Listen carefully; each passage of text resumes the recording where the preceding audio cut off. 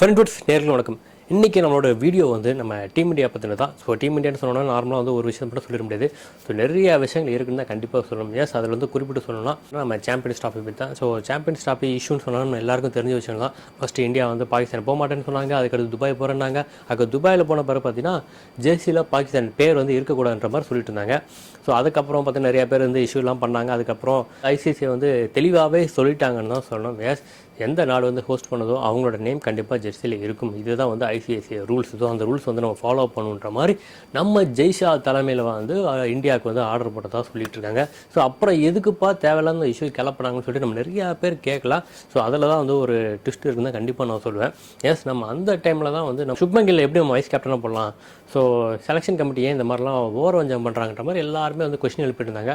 So அதை ஒரு divert பண்ணுறதுக்காக கூட இந்த மாதிரி இஷ்யூ பண்ணியிருக்கலான்ற மாதிரி இப்போ பேசிகிட்டு இருக்காங்க. எனக்கு கூட அது வந்து கொஞ்சம் அப்படி இருக்குமோன்ற மாதிரி தான் தோணுது. இதை பற்றின உங்களோட கருத்துடும் அதையும் கண்டிப்பாக கமெண்ட் மென்ஷன் பண்ணுங்கள். சரி, ஓகே, இப்போ வந்து எல்லாமே வந்து சால்வ் ஆயிடுச்சு. இப்போ இந்தியன் டீம் பிளேயர்ஸ் வந்து அந்த ஜெர்சி அணிய போகிறாங்க. ஆக்சுவலாக வந்து சாம்பியன்ஸ் ட்ராஃபி 2025 பாகிஸ்தான் வர மாதிரி தான் இருக்கும் அந்த ஜெர்சி. பாகிஸ்தான் அண்ட் துபாய் வரும்னு நினைக்கிறேன். அது வந்து இந்தியன் டீமுக்கு மட்டும் தனியாக வருதா இல்லை பாகிஸ்தான் மட்டும் இருக்கான்னு தெரில. ஸோ அதை வெயிட் பண்ணி தான் பார்க்கணும். ஸோ அதற்கு அப்படியே நம்ம ரோஹித் சர்மா வந்து பாகிஸ்தான் போக வர மாட்டாரா அப்படின்னு சில பேர் நிறைய பேர் இப்போ கொஸ்டின் எடுத்து தான் இருக்காங்க. ஸோ இப்போ வரைக்கும் அந்த கன்ஃபியூஷன் இருக்குன்னு தான் கண்டிப்பாக சொல்லணும். ஸோ என்னை பொறுத்த வரைக்கும் கண்டிப்பாக அவர் போக மாட்டாருன்னு தான் நினைக்கிறேன். ஸோ அப்போ எப்படி கேப்டன் செர்மானியில் வந்து அவர் இல்லாமல் எப்படி இருக்குன்ற மாதிரி எல்லாருமே கேட்டுருக்காங்க. ஸோ அவர் போடலாம் என்ன கண்டிப்பாக வந்து மற்ற கேப்டன்ஸை வச்சு வந்து அவங்க வந்து நடத்துவாங்கன்ற மாதிரி தான் எல்லாருமே சொல்லிட்டு இருக்காங்க. வெயிட் பண்ணி பார்ப்போம் ரோஹித் சர்மா வந்து பாகிஸ்தான் போகிறாரா இல்லையான்றதை.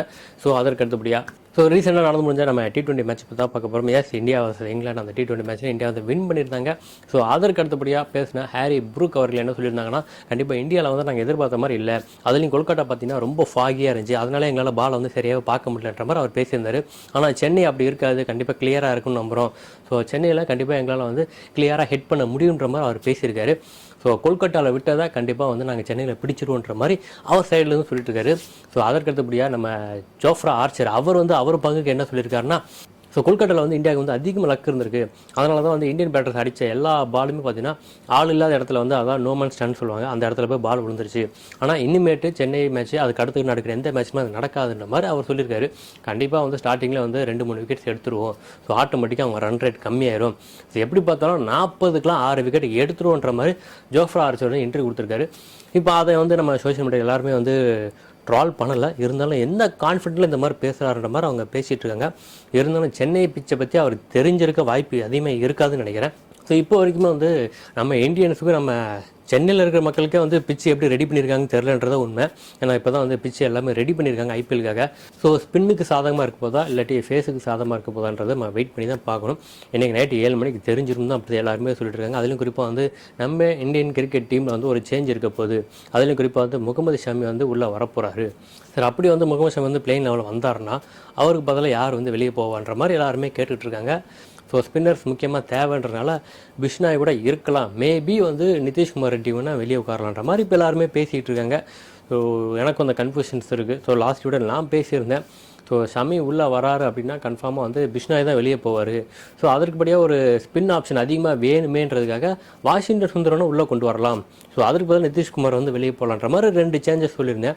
இதில் எந்த சேஞ்சஸ் நடக்க போதும் வெயிட் பண்ணி தான் பார்க்கணும். ஸோ கடந்த 2-3 நாளாகவே வந்து நம்ம ரோஹித் சர்மா அண்ட் கில் ஜெய்ஸ்வாலை பற்றி நிறையா விஷயங்கள் நம்ம பார்த்துட்டு தான் இருந்தோம், பேசிட்டு தான் இருந்தோம். ஸோ அவங்களால வந்து ரஞ்சில் வந்து அந்தளவுக்கு ஷைன் பண்ண முடியலன்னு சொல்லிட்டு நம்ம எல்லாருமே பேசிகிட்டு இருந்தோம்.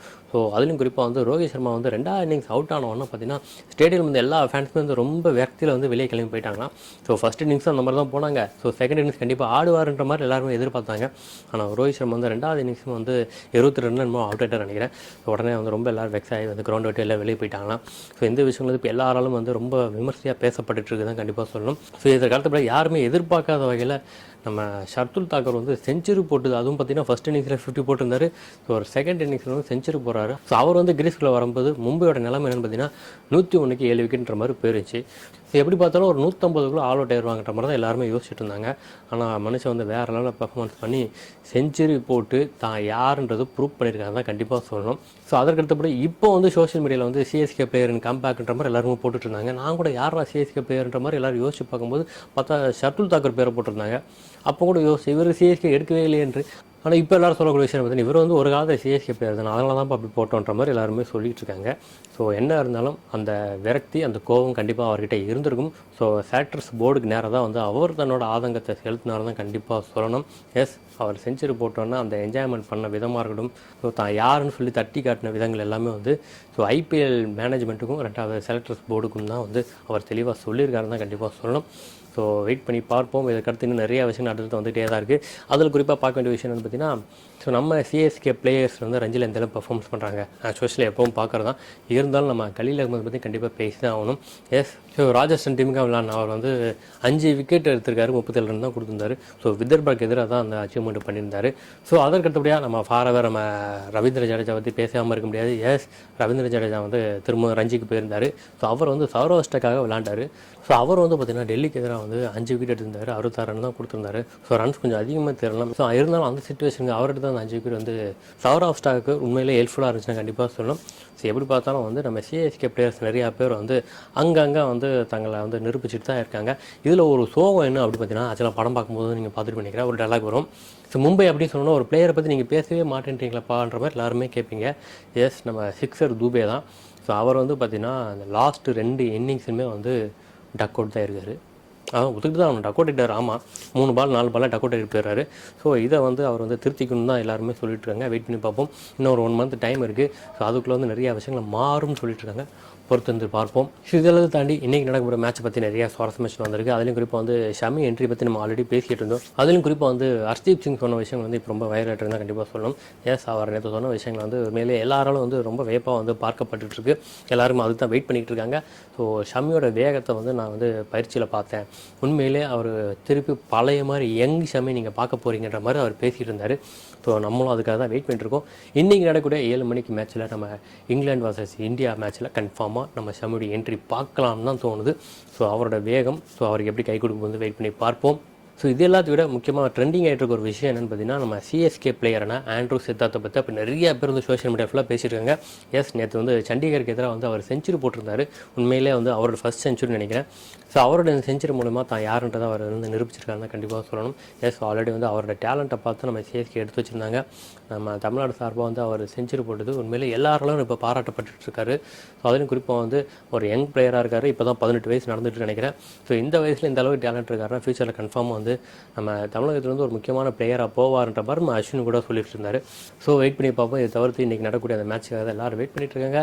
ஸோ எப்படி பார்த்தாலும் இன்றைக்கி நடக்கக்கூடிய அந்த மேட்ச்சுக்கு வந்து நம்ம சிஎஸ்கே ஃபேன்ஸ் மட்டும் இல்லாமல் ஒட்டுமொத்த கிரிக்கெட் ரசிகர்களுமே வந்து நம்ம சேப்பாக்கம் ஸ்டேடியத்துக்கு நோக்கி தான் போயிட்டுருக்காங்க. ஸோ கூடிய சீக்கிரம் நானும் இப்போ அங்கே தான் கிளம்பி போயிட்டுருக்கேன்.